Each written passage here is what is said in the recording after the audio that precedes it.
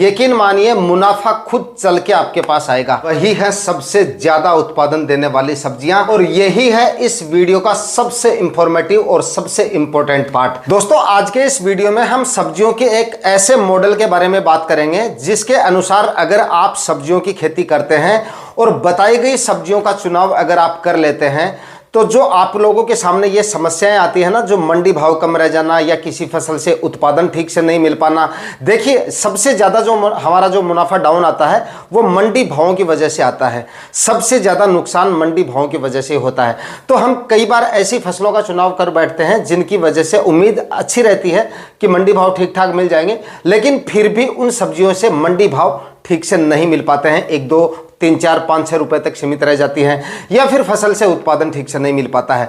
तो इस तरह की समस्याएं आपको देखने को नहीं मिलेंगी। दोस्तों अब जो समय चल रहा है ना, अब मतलब अगस्त का आखिरी सप्ताह या फिर सितंबर माह, ये ऐसा समय है जिसमें हम अगर सब्जियां लगाते हैं तो हमें ऐसी सब्जियों का चुनाव करना चाहिए जो कम अवधि वाली सब्जियां हो, वैसी सब्जियां लगानी चाहिए, यानी कि थोड़े से दिनों में 2-3 महीने में उत्पादन देकर और चली जाएं। क्यों ऐसा इसलिए कि हमें नवंबर और दिसंबर माह में कुछ ऐसी सब्जियां भी लगानी है बाद में जो लंबे समय तक चलेंगी और लंबे समय तक उत्पादन देगी और अच्छा उत्पादन देंगी, अच्छे मंडी भाव देंगी और अच्छा मुनाफा देंगी। तो अभी इसके लिए हमारे पास 2 से 3 महीने का समय पड़ा है और इन 2-3 महीनों में हमारी ज़मीन खाली रहे, इससे अच्छा ये है कि हमें कुछ ऐसी सब्जियों का चुनाव कर लेना चाहिए जो कम समय में या कम अवधि में उत्पादन देके और चली जाएं।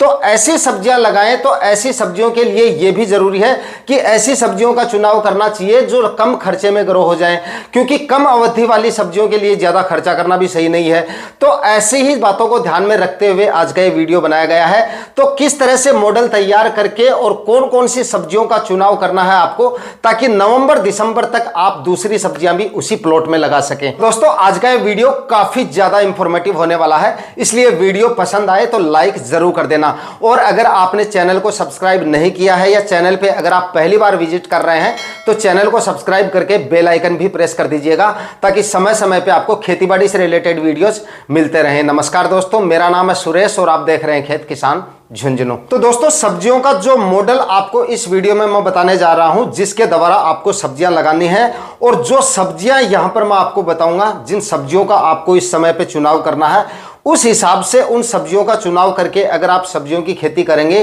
तो यकीन मानिए मुनाफा खुद चल के आपके पास आएगा।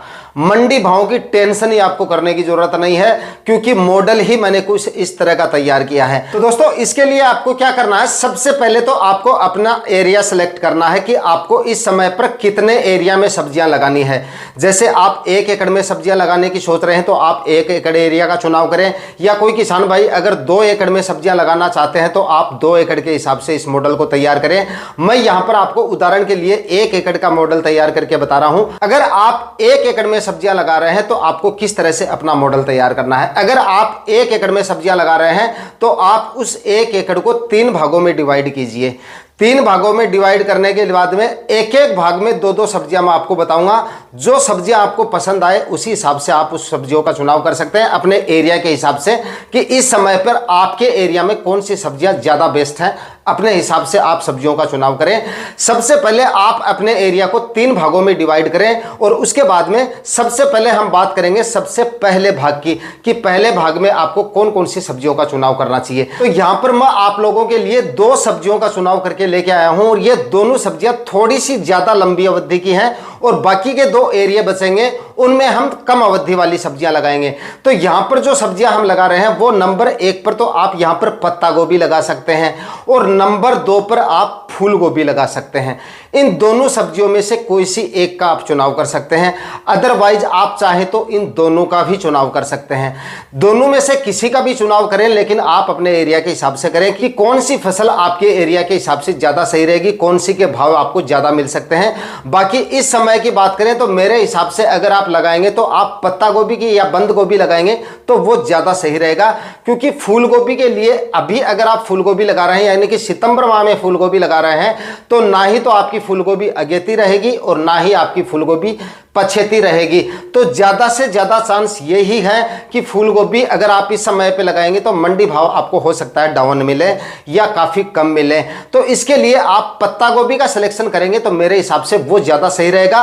और आप लोगों को एक चीज और बता दूं, फूल गोभी जो होती है वो पूरी तरह से मौसम पे डिपेंड करती है या मौसम पे निर्भर रहती है। अगर क्लाइमेट कंडीशन और मौसम पूरी तरह से अनुकूल रहा फूल गोभी के तो आपको उत्पादन भी अच्छा मिल जाएगा और मंडी भाव भी अच्छे मिल जाएंगे। अब आप कहोगे कि क्लाइमेट कंडीशन का मंडी भाव से क्या लेना देना है, तो भाई क्लाइमेट कंडीशन और मौसम का पूरी तरह से लेना देना है आपकी फूल गोभी की फसल के उत्पादन और मंडी भाव दोनों डिपेंड मौसम पे डिपेंड करते हैं। वो इसलिए करते हैं कि जिस समय आपकी फूल गोभी हार्वेस्टिंग पे आने वाली होती है या हार्वेस्टिंग उसकी चल रही होती है, उस समय पर अगर मौसम खराब हो जाते हैं या बादल वगैरह बने रहते हैं, लगातार बादलवाई वगैरह होती रहती है, तो इससे क्या होता है आपकी पूरी फसल एक साथ हार्वेस्ट पे आती है। जो फूल आपको ऐसा लगता है कि इस फूल की हार्वेस्टिंग हम 3-4 दिन बाद कर सकते हैं, इस कंडीशन में आ जाता है कि उसकी भी आपको तुरंत हार्वेस्टिंग करनी होती है। ऐसी कंडीशन बन जाती है फूल गोभी की फसलें मौसम खराब होने की वजह से। और इसकी वजह से क्या होता है, मंडियों में फूल गोभी की जो आवक है वो एक साथ बढ़ जाती है और नतीजा ये निकलता है जहां फूल गोभी 30-40 रुपए बिक रही थी, अगले ही दिन इसके जो मंडी भाव है वो 8-10 रुपए तक आ जाते हैं। ये मौसम की वजह से होता है, ऐसा भी हो सकता है। तो यहां पर मैं आपको ये कहना चाहूंगा कि आप जो है फूल गोभी लगा रहे हैं तो साथ में बंद गोभी भी अवश्य लगाएं। तो इस तरह की समस्या भी पत्ता गोभी या बंद गोभी जो होती है उसमें इस तरह की समस्या देखने को नहीं मिलती है। और 1-2 रुपए के मंडी भाव की अगर बात नहीं की जाए तो बंद गोभी का उत्पादन जो होता है वो फूल गोभी से कहीं भी कम नहीं होता है। उत्पादन हमेशा बंद गोभी का ज्यादा निकल के आता है। मंडी भाव जरूर आपको फूल गोभी से ज्यादा मिल सकते हैं, लेकिन अगर आप इस समय लगाएंगे तो मुझे नहीं लगता कि बंद गोभी से ज्यादा आपको फूल गोभी के मंडी भाव मिलेंगे। और बंद गोभी की खेती भी काफी सीमित एरिया में होती है, इस वजह से आप बंद गोभी का चुनाव कर सकते हैं। और अगर आपके एरिया में आपको लग रहा है कि फूल गोभी के ज्यादा भाव रह सकते हैं तो आप फूल गोभी की खेती भी कर सकते हैं। लेकिन इस मॉडल में आपको इन दोनों सब्जियों का चुनाव करना है, चाहे तो आप एक का चुनाव कर लें या फिर आप दोनों का सिलेक्शन कर सकते हैं। इसमें दोस्तों हमारा सबसे बड़ा फायदा यह होगा कि अगर हमारी फूल गोभी के मंडी भाव डाउन रह जाते हैं तो बंद गोभी से हमारे मंडी भाव अच्छा जाएंगे, और अगर बंद गोभी के मंडी भाव डाउन रह जाते हैं तो फूल गोभी से अच्छे मंडी भाव मिल जाएंगे। तो आप चाहें तो दोनों सब्जियों का चुनाव कर सकते हैं। बाकी ये जो मॉडल है सब्जियों का, इसमें कोई एक सब्जी नहीं है, कोई एक फसल नहीं है, इस वजह से क्योंकि इसमें 5-6 फसलों के बारे में हम बात कर रहे हैं। 1 एकड़ में 3 मॉडल बने हैं, तीनों मॉडलों में 5 से 6 सब्जियों के चुनाव कर रहे हैं हम। इस वजह से कोई 1-2 फसलें डाउन भी रह जाती है भावों की वजह से या उत्पादन के मामले में, उसके बावजूद भी 3-4 फसलें ऐसी बचेंगी जो आपको मंडी भाव भी अच्छे दे जाएंगी और उत्पादन भी आपका अच्छा बन के आ जाएगा। इस वजह से आपका जो मुनाफा है वो काफी हद तक अच्छा हो सकता है। अगले नंबर पे बात करेंगे, एक भाग हमारा तैयार हो गया है, अब दूसरे भाग में यानी कि 3 भाग हमने बनाए थे, तो दूसरे भाग में हमें कौन सी फसलें लगानी है। तो दोस्तों दूसरे भाग में आपको चुनाव करना है हरे धनिए का और पालक का। इन दोनों सब्जियों का आप चुनाव कर सकते हैं। यहां पर आपको एक फसल लगाने की जरूरत नहीं है, इस भाग में भी आप जो है दोनों फसलों का चुनाव करें, क्योंकि पालक और धनिए की खेती भी किसान भाई जो है वो कोई ज्यादा एरिया में करने की जरूरत नहीं है आपको। 1 एकड़ के तीसरे हिस्से में अगर आप इसकी खेती करेंगे तो भी आपका एरिया काफी ठीक ठाक हो जाता है, उत्पादन भी आपका काफी अच्छा आ जाएगा। और इन दोनों ही फसलों को अगर आप सितंबर तक लगा लेते हैं तो मंडी भाव भी धनिए के भी आपको काफी शानदार मिलते हैं और पालक के मंडी भाव भी आपको काफी शानदार मिल जाएंगे। दोनों फसलों का आप चुनाव कर सकते हैं। और सबसे अच्छी बात यह है कि दोनों ही फसलें नवंबर तक आपकी खाली हो जाएंगी। प्लॉट आपका पूरी तरह से नवंबर में खाली हो जाएगा। उसके बाद में नवंबर या दिसंबर माह में आप गर्मियों वाली फसलें जो है सर्दियों में लगा सकते हैं क्रॉप कवर या लोटनल की सहायता से।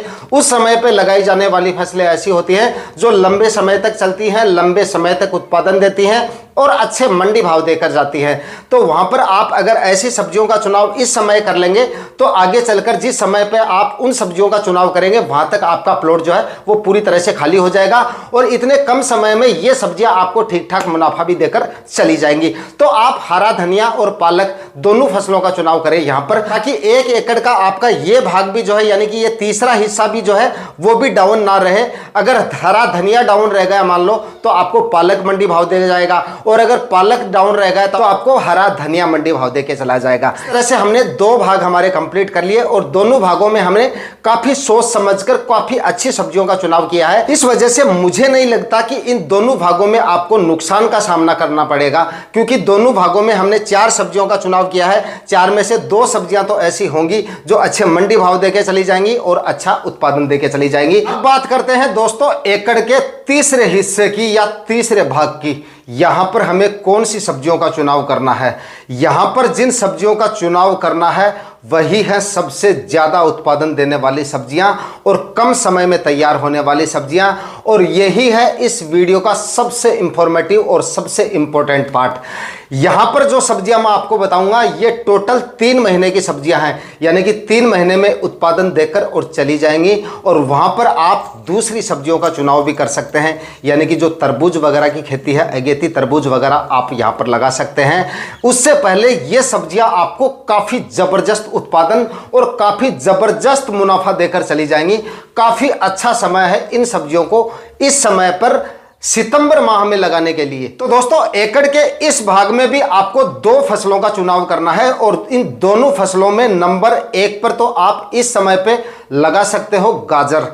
इस समय पर अगर आप गाजर की खेती करोगे तो काफी कम समय में और काफी कम खर्चे में ये आपको काफी शानदार मुनाफा देके जाएगी और लगभग 25-30 रुपए इसके आपको मंडी भाव मिल जाएंगे। और उत्पादन की तो बात आप छोड़ सकते हैं, क्योंकि काफी शानदार उत्पादन आपको इससे मिल जाएगा।